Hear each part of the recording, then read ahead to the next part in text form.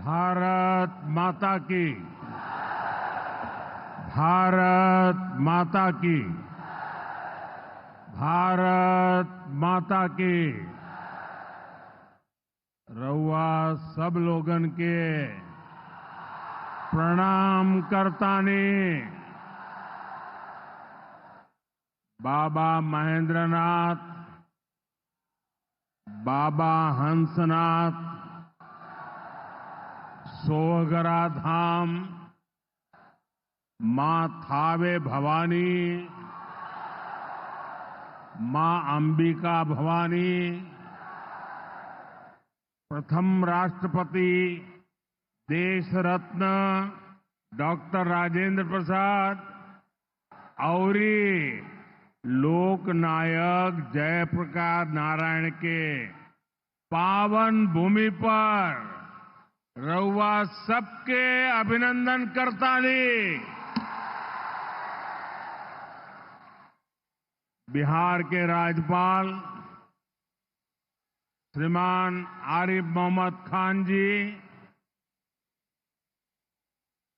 यहां की जनता की सेवा में समर्पित मुख्यमंत्री श्रीमान नीतीश कुमार जी, केंद्रीय मंत्रिमंडल में मेरे साथी जीतन राम मांझी जी, गिरिराज सिंह जी, ललन सिंह जी, चिराग पासवान जी, रामनाथ ठाकुर जी, नित्यानंद राय जी, सतीश चंद्र दुबे जी, राजभूषण चौधरी जी, बिहार के उप मुख्यमंत्री सम्राट चौधरी जी, विजय कुमार सिन्हा जी, संसद के मेरे साथी उपेंद्र कुशवाहा जी, बिहार बीजेपी के अध्यक्ष दिलीप जायसवाल जी, अन्य मंत्रीगण, सांसद और विधायकगण और मेरे प्यारे बिहार के भाइयों और बहनों,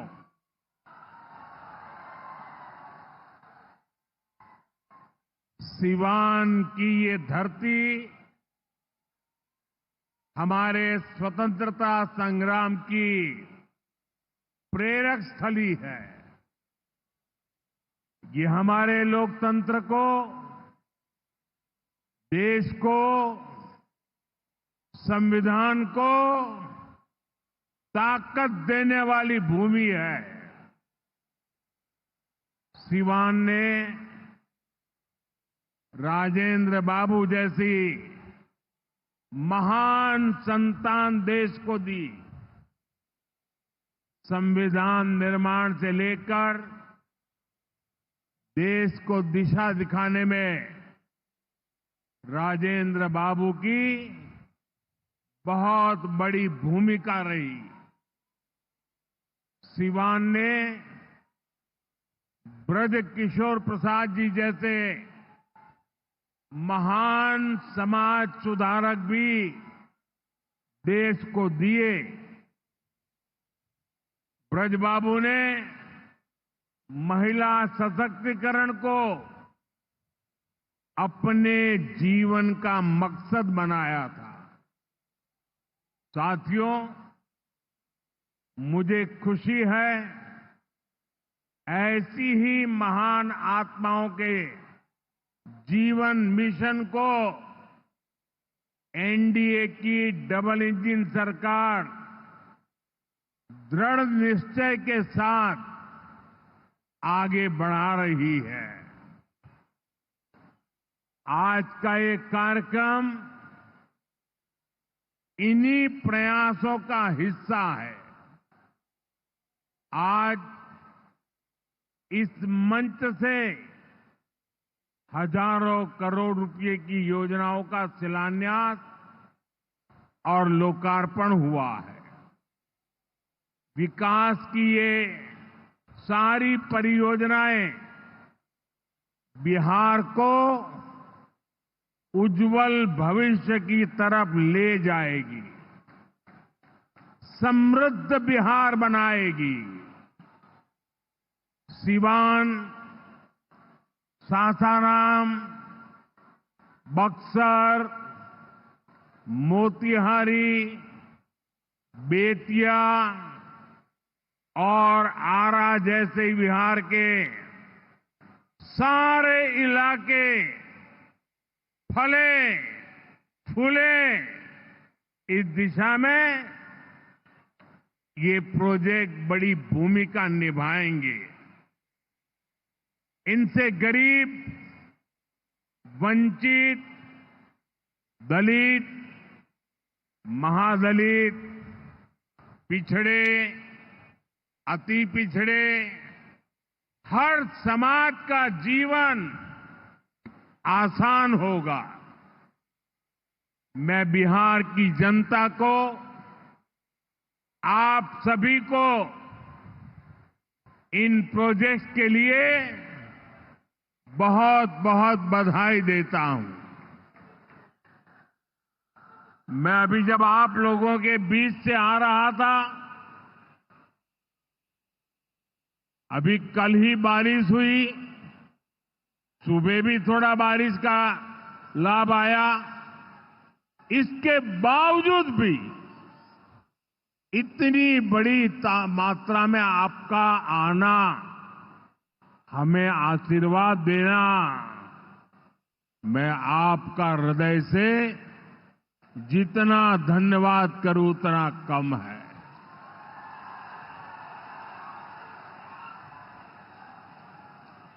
भाइयों बहनों, जैसे आप सब जानते हैं, मैं कल ही विदेश से लौटा हूं। इस दौर में मेरी दुनिया के बड़े बड़े समृद्ध देशों के नेताओं से बात हुई। सारे नेता भारत की तेज प्रगति से बहुत प्रभावित है। वो भारत को दुनिया की तीसरी बड़ी आर्थिक महाशक्ति बनते देख रहे हैं और निश्चित तौर पर इसमें बिहार की बहुत बड़ी भूमिका होने वाली है। बिहार समृद्ध होगा और देश की समृद्धि में भी बड़ी भूमिका निभाएगा। साथियों, मेरे इस विश्वास का कारण बिहार के आप सभी लोगों का सामर्थ्य है। आपने मिलकर बिहार में जंगल राज का सफाया किया है। यहां के हमारे नौजवानों ने तो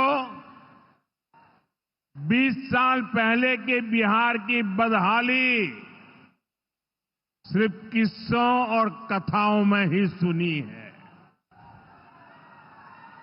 उन्हें बहुत अंदाजा नहीं है कि जंगल राज वालों ने बिहार की क्या हालत बना दी थी।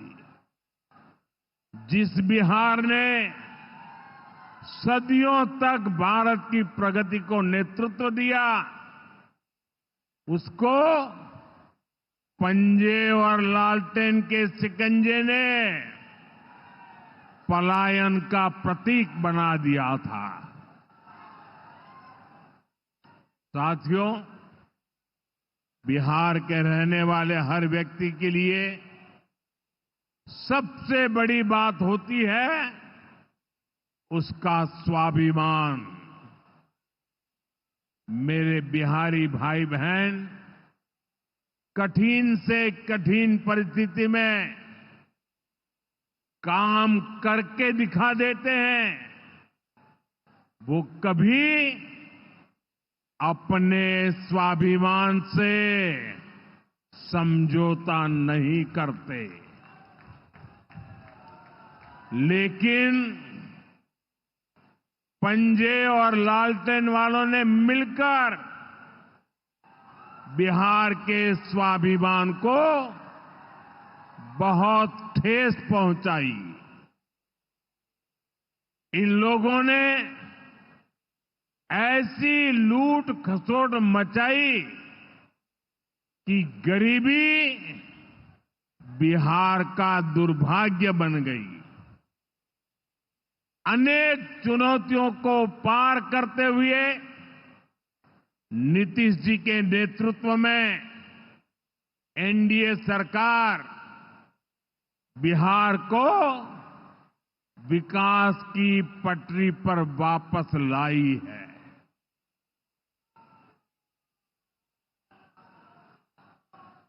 और मैं बिहार वासियों को विश्वास देने आया हूं, हमने भले बहुत कुछ किया हो, करते रहे हैं, करते रहेंगे, लेकिन इतने से शांत होकर के चुप रहने वाला मोदी नहीं है।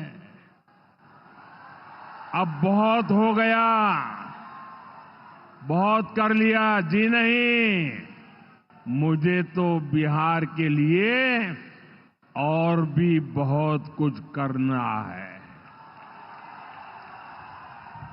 आपके लिए करना है, यहां के गांव गांव के लिए करना है, यहां के घर घर के लिए करना है, यहां के हर नौजवान के लिए करना है। अगर मैं सिर्फ बीते 10-11 साल की बात करूं तो इन 10 वर्षों में बिहार में करीब 55,000 किलोमीटर ग्रामीण सड़कें बनी हैं। 1.5 करोड़ से ज्यादा घरों को बिजली के कनेक्शन से जोड़ा गया है। 1.5 करोड़ लोगों को, वहां के घरों को पानी का कनेक्शन दिया गया है। 45,000 से ज्यादा कॉमन सर्विस सेंटर्स बनाए गए हैं। आज बिहार के छोटे छोटे शहरों में नए नए स्टार्टअप्स खुल रहे हैं। साथियों, बिहार की प्रगति के लिए हमें ये गति लगातार बढ़ती है, बढ़ाते रहना है। और इसी समय बिहार में जंगल राज लाने वाले मौका देख रहे हैं कि किसी भी तरह फिर से अपने पुराने कारनामे करने का मौका ढूंढ रहे हैं। बिहार से आर्थिक संसाधनों पर कब्जा करें, इसके लिए वो तरह तरह के हथकंडे अपना रहे हैं। इसलिए मेरे बिहार के प्यारे भाइयों बहनों, आपके उज्जवल भविष्य के लिए, आपके बच्चों के उज्जवल भविष्य के लिए आपको बहुत ही सतर्क रहना है। समृद्ध बिहार की यात्रा पर ब्रेक लगाने के लिए तैयार बैठे लोगों को कोसों दूर रखना है। साथियों, गरीबी हटाओ के नारे हमारे देश ने दशकों को सुने हैं। आपकी 2-2, 3-3 पीढ़ी ने गरीबी हटाओ, गरीबी हटाओ, हर चुनाव में ये आकर के बोलते थे। लेकिन जब आपने हमें मौका दिया, एनडीए को मौका दिया, तो एनडीए सरकार ने दिखाया है कि गरीबी कम भी हो सकती है। बीते एक दशक में रिकॉर्ड 25 करोड़ भारतीयों ने गरीबी को पराजित किया है। वर्ल्ड बैंक जैसी दुनिया की जानी मानी संस्थाएं भारत की इस बड़ी उपलब्धि की प्रशंसा कर रही है और भारत ने जो ये कमाल किया है, इसमें बिहार का यहां हमारे नीतीश जी की सरकार का बहुत बड़ा योगदान है। पहले बिहार की आधे से अधिक आबादी बहुत अधिक गरीब की श्रेणी में आती थी, लेकिन बीते दशक में बिहार के करीब 4.25 करोड़ साथियों ने खुद को गरीबी से मुक्त किया है। साथियों, आजादी के इतने दशकों तक भी इतने लोग गरीब थे, नारे गूंजते रहे, गरीबी बढ़ती रही। और ये इसलिए नहीं हुआ कि बिहार के लोगों की मेहनत में कोई कमी थी, देशवासियों की मेहनत में कोई कमी थी, बल्कि इसलिए क्योंकि इनके सामने आगे बढ़ने का कोई रास्ता नहीं था।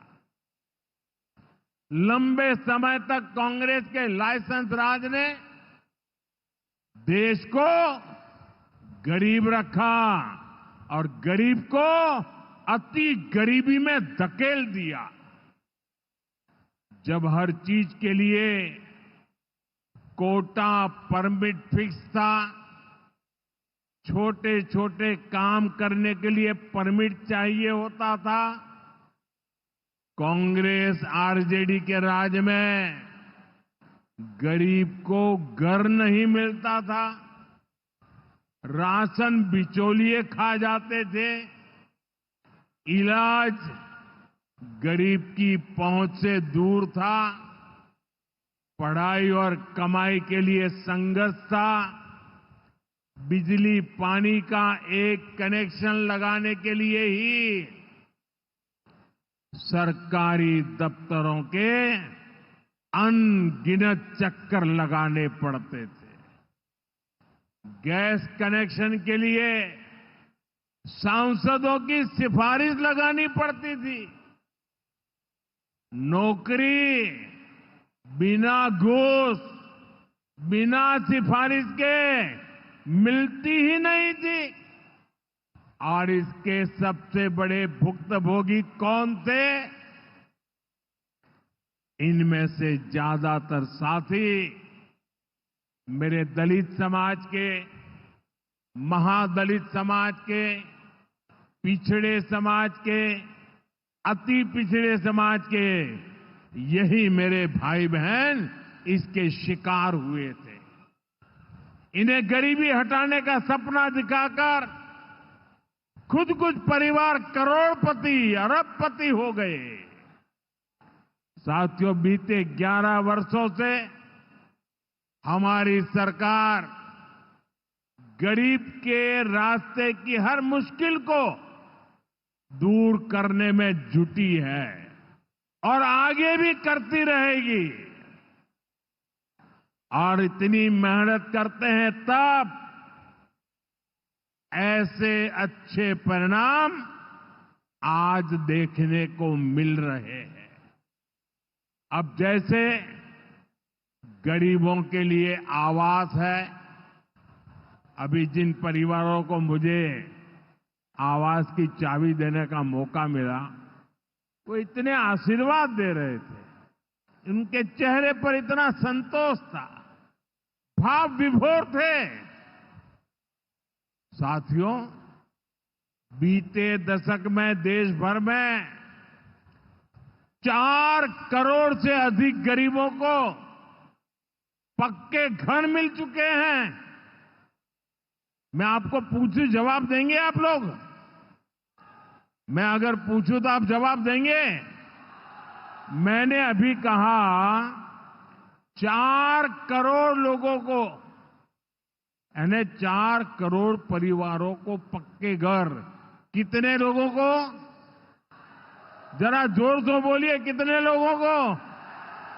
कितने लोगों को? आप कल्पना कीजिए, 4 करोड़ लोगों को पक्के घर मिलना।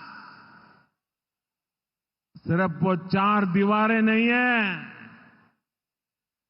उन घरों में सपने सजते हैं, उन घरों में संकल्प पलते हैं। आने वाले समय में 3 करोड़ और पक्के घर तैयार होने जा रहे हैं। मैंने पहले कहा ना, सेवा के काम में मैं रुकने वाला नहीं हूं। जितना हुआ पहले वालों से बहुत अच्छा हुआ, फिर भी मोदी चैन की नींद नहीं सोएगा। वो दिन रात काम करता रहेगा, आपके लिए करता रहेगा, क्योंकि आप मेरे परिवार के सदस्य हैं और मेरे परिवार का एक भी सदस्य पीछे न रहे, दुखिया न रहे, ये मैं सपना लेकर के चला हूं। इसका बहुत अधिक फायदा बिहार के मेरे गरीब भाई बहन, दलित भाई बहन, महादलित भाई बहन, पिछड़े भाई बहन, अति पिछड़े भाई बहन, ये सारे जो योजनाएं चला रहा हूं, सबसे पहले फायदा इनको मिल रहा है। बिहार में पीएम आवास योजना से 57 लाख से ज्यादा पक्के घर बने हैं। यहां सीवान जिले में भी गरीबों के 1,10,000 से ज्यादा पक्के घर बन चुके। मैं एक जिले की बात बोल रहा हूं और ये काम निरंतर जारी है। आज भी बिहार के 50,000 से अधिक परिवारों के लिए घर की किस्त जारी की गई है। और जानते हैं मेरे लिए दोहरी खुशी किस बात की है? ये घर ज्यादातर माताओं बहनों के नाम पर है। मेरी जिन बहनों बेटियों के नाम पर कभी कोई भी संपत्ति नहीं होती थी, अब वो अपने घर की मालकिन बन रही है। साथियों, हमारी सरकार घर के साथ साथ मुफ्त राशन, बिजली और पानी की सुविधा भी दे रही है। बीते सालों में देश भर में 12 करोड़ से अधिक नए परिवारों के घर नल पहुंचा है। इसमें सीवान के भी 4.5 लाख से अधिक परिवारों को पहली बार नल से जल मिला है। गांवों में हर घर में नल हो, शहरों में पीने के लिए पर्याप्त पानी हो, हम इस लक्ष्य को लेकर काम कर रहे हैं। बीते सालों में बिहार के अनेक शहरों के लिए पानी की पाइपलाइन और सीवेज ट्रीटमेंट प्रोजेक्ट बनाए गए। अब दर्जनों और शहरों के लिए पाइपलाइन और सीवेज ट्रीटमेंट प्लांट स्वीकृत किए गए हैं। ये सारे प्रोजेक्ट गरीब और मध्यम वर्ग के परिवारों का जीवन और बेहतर बनाएंगे। भाई और बहनों, आरजेडी कांग्रेस की करतूतें, इनके कारनामे बिहार विरोधी हैं, निवेश विरोधी है। जब भी अपने मुंह से ये लोग विकास की बात करते हैं तो लोगों को दुकान, कारोबार, उद्योग, धंधे सब में ताले लटकते नजर आते हैं। इसलिए ये बिहार के नौजवानों के दिल में कभी भी जगह नहीं बना पाए। ये लोग बेहाल इंफ्रास्ट्रक्चर, माफिया राज, गुंडा राज और भ्रष्टाचार के पोषक रहे हैं। साथियों, बिहार का प्रतिभाशाली नौजवान आज जमीन पर होने वाला काम देख रहा है, उसे परख रहा है। एनडीए कैसा बिहार बना रही है, इसका उदाहरण मढ़ौरा रेल फैक्ट्री है। आज मढ़ौरा की लोकोमोटिव फैक्ट्री से पहला इंजन अफ्रीका को एक्सपोर्ट किया जा रहा है। यह अफ्रीका जाएगा, वहां की गाड़ी को खींचेगा। आप सोचिए, अफ्रीका में भी बिहार का जय जयकार होने वाला है।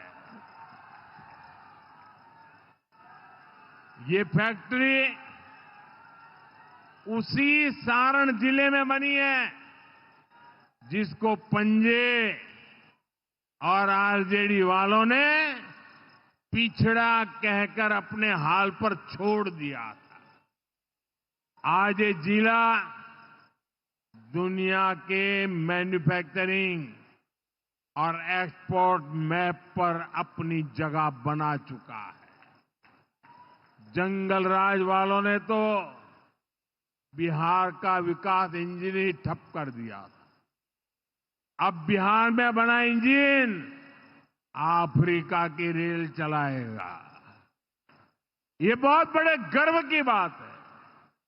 मुझे पक्का विश्वास है बिहार मेड इन इंडिया का एक बड़ा सेंटर बनेगा।